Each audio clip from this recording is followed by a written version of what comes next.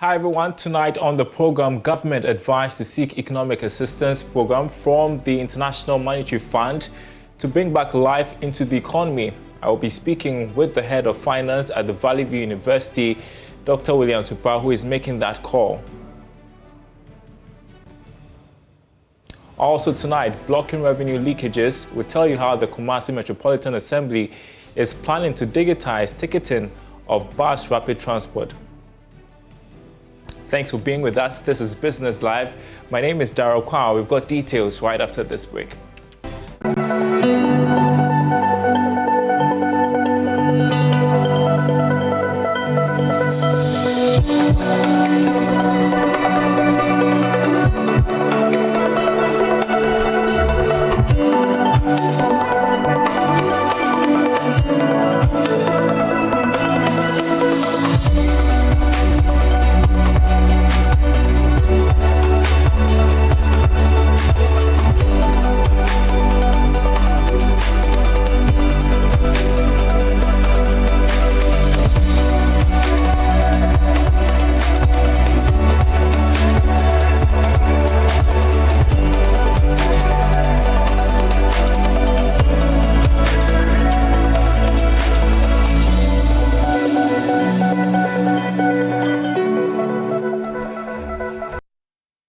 And that's how we are ending trading on the commodity market this week. We are looking at the price of Brent crude, as you just saw, having around $68 a barrel. Now, government has been advised to seek economic assistance program from the International Monetary Fund to bring back life into the economy. Former Finance Minister Seth Terkper recently urged government to consider a homegrown or external program to revitalize the economy, which has been saddled with high debt and financing gap. Now, the rippling effects are high fuel prices and increase in the cost of living. Head of Finance at the Valley View University, Dr. William Super, joins me for some more on this. Great to have you on the program tonight. So, why is going back to the IMF an option at all? Improve. Good evening, Daryl. Thank you very much. Daryl, I am making this assertion based on government budgets and government shortfall in raising domestic funds, specifically with the Treasury bill borrowing. The first quarter of this year, government realized that it couldn't raise the 6.3 billion that he wanted to raise with the Treasury bill. Now, looking at government budgets, government said the revenue generation for 2021 will be 72 billion. When it comes to government expenditure, item 1, which is salaries and wages, was projected at 25.5 billion. This amount is equivalent to what government projected to borrow locally or within the country, which is 25.5 billion. So simply put, government is matching the Treasury bill borrowing to pay for item 1 expenditure in the country. Once there is a shortfall in the borrowing for the first quarter, it gives a signal that government will struggle to find money to take care of that line of expenditure. If you look at the budget, government said that 35 billion will be used in paying interest. Already, we are aware that our interest payment is very high. It means that government has no option to go and borrow at a higher cost to finance its activity in 2021. The only institution we know in the world that can bring this, give us cheaper source of funds to support this shortfall of liquidity or funds is only IMF. So that is why I am saying that government must go back to IMF with a program to be able to take care of its expenditure. I'm sure most people would be disappointed because just recently we were celebrating our divorce with the IMF. Tell us what an economic assistance program would entail. Okay, so normally we know that the strategy of IMF, when they come, they will first look at your productivity. Research done by Professor Boateng confirmed that in Ghana, there is a mismatch already in between our public service and their productivity, meaning that our public service, the numbers there are huge. So definitely, IMF will tell you to cut down on your labor force. which happened during the last administration. And also, government will be asked to reduce this program, developmental programs. If you look at the developmental program government is envisaged to do in 2021, most of them are not projects that are going to bring in income. The government is focusing on roads. So unless government decides to fix more road tolls, booths on the road to collect levies, but we know that the revenue from road tolls will not be able to pay for any program like this. And thirdly, government will be asked to cut back on its normal expenditure, and it means that the country will shrink a little bit. IMF normally is a fund that will help you to be disciplined. We know that during the election period, government overspent. As for COVID, the COVID expenditure from what the government mentioned wasn't a major deviation from its pattern. The major deviation was from the election period where government spent a lot. And in history in Ghana, there has been a correlation that anytime we finish our election, we go back to IMF. So this call should not be government. This is what we have been doing as a country all the time. And I guess it's the optics that government would like to prevent, right? You talk about the fact that we go back to the IMF always after every election. I don't think they want to be seen as doing that. And so what does it say? Or does it say that government has done a bad job at fixing the economy? Should they go to the IMF? Because that would be the perception. Well, let me say that government tried to raise funds with the Japan. If government would have gotten that funds from the Japan deal, this situation have been normalized because they were going to bring about 500 million USD, which failed. So government must either decide to go and borrow from bond market, and that would be too expensive. And where can you get cheaper source of funds? You go to IMF with the perception that countries going to IMF means that you are not self-disciplined and should be taken out, because the purpose of IMF is to support countries in terms of distress. And our country is experiencing liquidity shortfall. So we are members, we pay our dues. So we should go there, and the Ghanaians should not, I don't want to say use their politics, but the economy well. If that is what government fears, well, the government must change because IMF is not set for countries that has failed, but IMF is set to give funds to countries to bring them up to normality.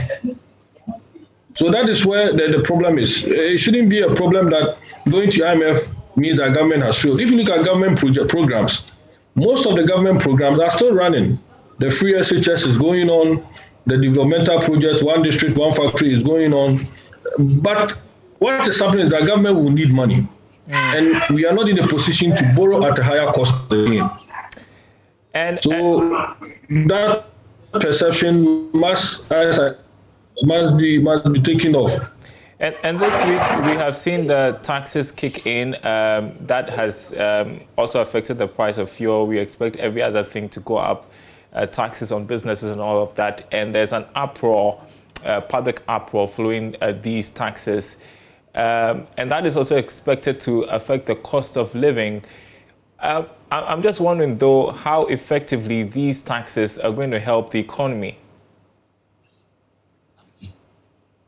I think government said that he wanted to share the cost of COVID so that everyone will pay. That is, I'm quoting the finance minister.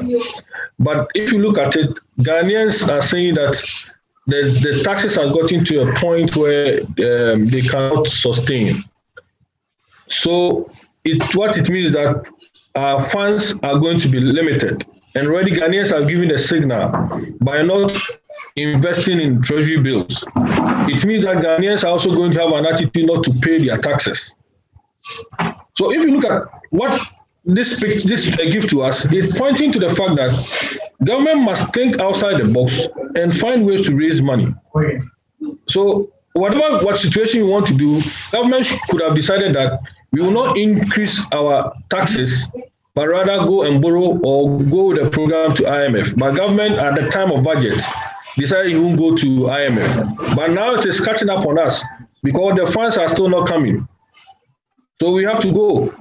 Unless maybe, I'm sure maybe government will have another program that is thinking of or something that they don't want to tell us where they are going to get funds from. But we know in the world, the cheapest place will be IMF. For now, it appears it's going to be the taxes. Thank you so much, Dr. Williams Pepra, who is Head of Finance at the Valley View University. While economist Dr. Kofi Amwa is pushing for support and protection for Ghanaian businesses to stimulate job-oriented economic growth.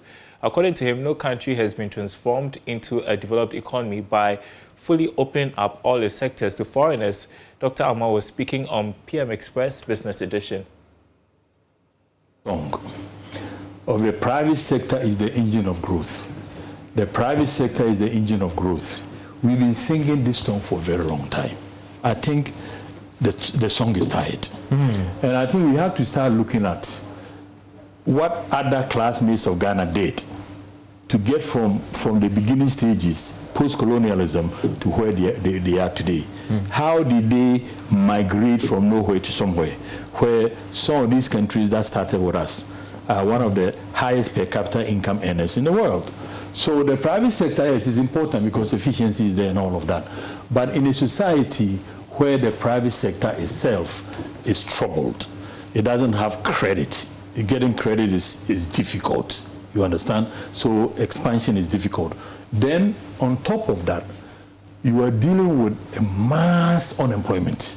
So forget about the businesses, just look at the nation. How is the nation going to go forward when you have a lot of young people unemployed? The private sector in Ghana is not going to be able to absorb all these people. So I think we need to put a halt on that song and begin to sing a different song. And the different song that I'm going to propose is the same song that Malaysia sang. The same song, I'll explain it to you. The same song that United States sang. The same, the UK, Germany, the first wave of countries that started developing agrarian societies in the initial stages. You understand what I'm saying? You focus on the resources God gave you that is available to you and create a varied domestic economy. And then you create mass employment and you produce so many different items that can feed into your factories, that can be exported and create a wealth for your people. And then you begin to get into other areas to give you more strength. Then you can educate your people better education. You understand what I'm saying? Yeah. With modern techniques of teaching, with computers, classrooms that look decent, so that the mentality that the kids are growing up with is enshrined.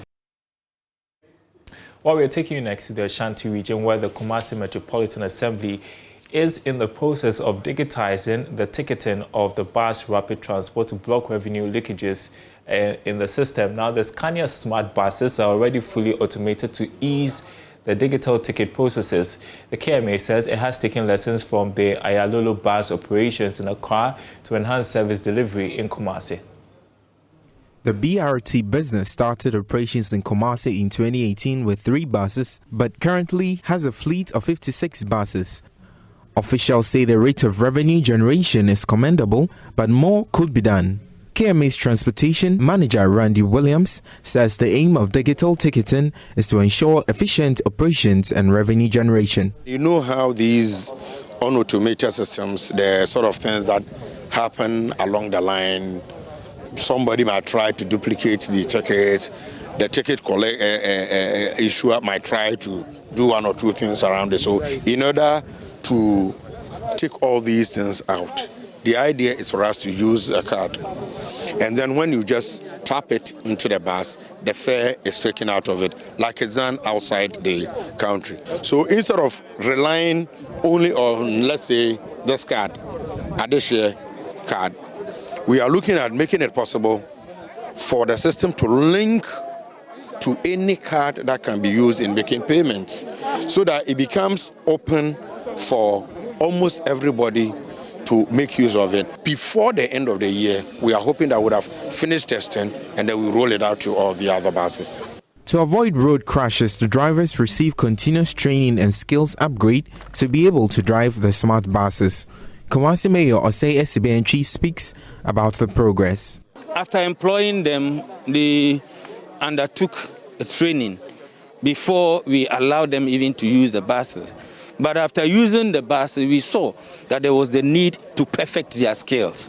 That is why we spent money in sending them back to school, and now all of them are having certificates being awarded by a qualified institute, and they are all holding diploma certificate. And this is the first time of its kind that we are training a lot of females into the use of the buses. With the inception of this transport, the buses, none of the female drivers has had an accident, which is a real plus, none of them. So if I'm to recommend, we recommend that we take more of the women into the driving of the buses. Sarah Okwe now holds a diploma in driving. She says her passion for driving earned her the certificate. Sarah encouraged other women to take interest in the public transport business. The bus is long, so if you are driving and you are not mindful or watchful with your mirrors, you always have problems. That was my challenge. But anytime I go out and someone comments on my driving, I feel fulfilled that I have chosen the right source of work. I'll keep on doing what I'm doing, and I pray other ladies will also come on board because it's a nice profession. Elku Malik's report from Kumasi. While still linked with transport, the Asante Otumfuo Setutu II has charged the mayor of Kumasi and the Ministry for Railways Development to go ahead with this intended demolition of structures on the right-of-way in Kumasi for the construction of the 6-kilometer ADUM-KAASE section of the Western Railway line. The railway will link the Ashanti region to the Western region. There's more in the following report. Recounting on the once vibrant railway system, His Royal Majesty said the railway system under the then Gold Coast was used for the transportation of gold, bauxite, manganese, among others, which created job opportunities, improved the living conditions of the people, and also enhanced economic growth. However, the several years of neglect has killed the rail transport system in Ghana. Otumfuo Setutu II cautioned that no compensation will be paid to anyone whose property will be affected by the demolition exercise.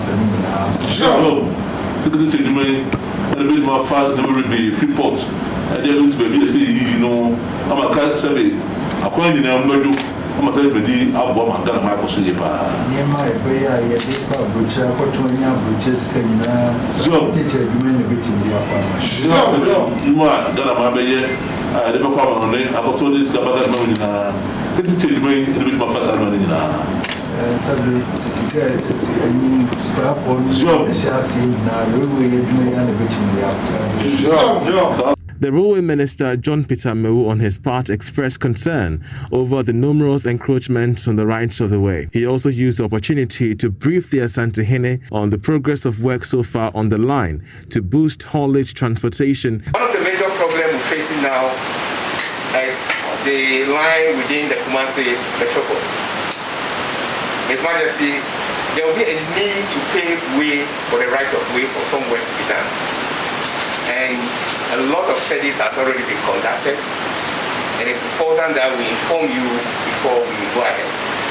What needed to be done is over this period that the railway sector has been led to this state, the culture that we have, many people have gone on to those routes.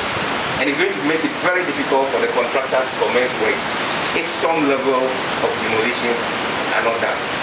The sector minister reiterated that President Akufo-Addo is committed to building a modern railway network, and this he is committed to do. He expressed his kind gratitude to His Majesty for his support towards the rail project. And you're watching Business Live. We are taking a short break. When we come back, we'll be headed to the Central Town District, where GARI processing is a major business. Ivy Setoji will be reporting on the challenges over there and how government support is needed. That's at the other side of this break. Do stay with us.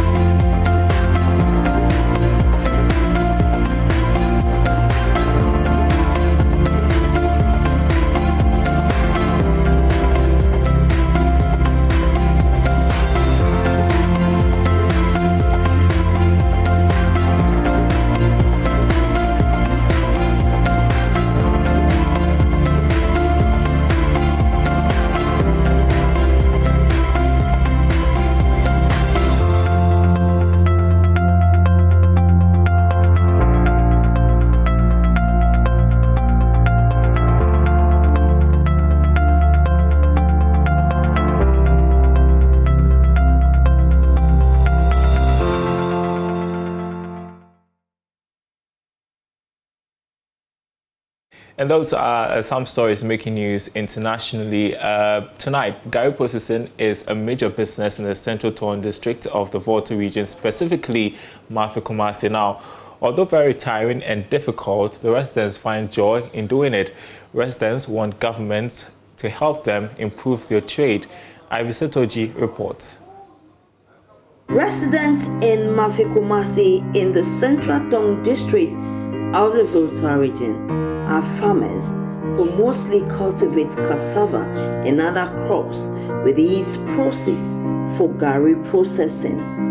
According to the traders, the difficulties associated with the processing of Gari, especially from the raw product to the main production, is worrying.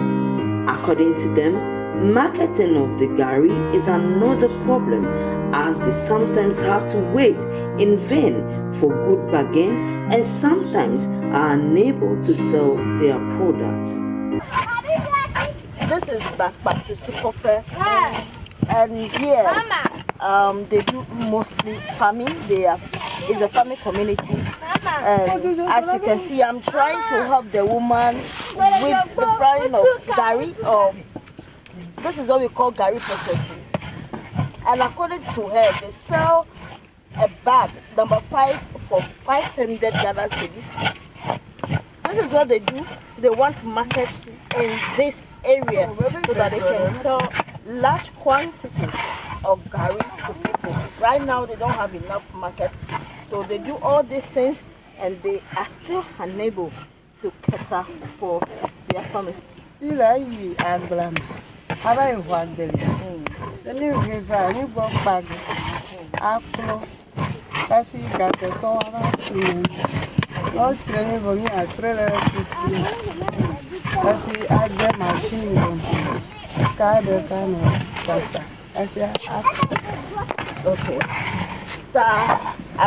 Let me okay, so she's saying that they want government to help them tap some of the roads, farming roads, so that bringing the cassava from the farms to the town will be a little more easier for them, because most of the women do this to help their families.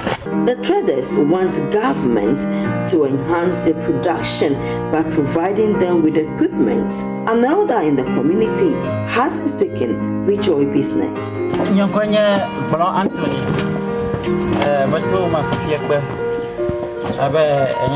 Headman, Vito Galiles Yakbe, Media Akbelible, never Mimronwa, Miago Akbeli. I know I'm a guy who watches. I'm the headman of Mafis Yakbe. Our dominant activity here is cassava farming and Gari production. The traditional way of producing it has been a major challenge for us. Even in recent times, the hot weather is heavily affecting the cassava dough making. We can't stand the traditional ways again. We want the government to come to our aid by providing us equipment that would enhance our production.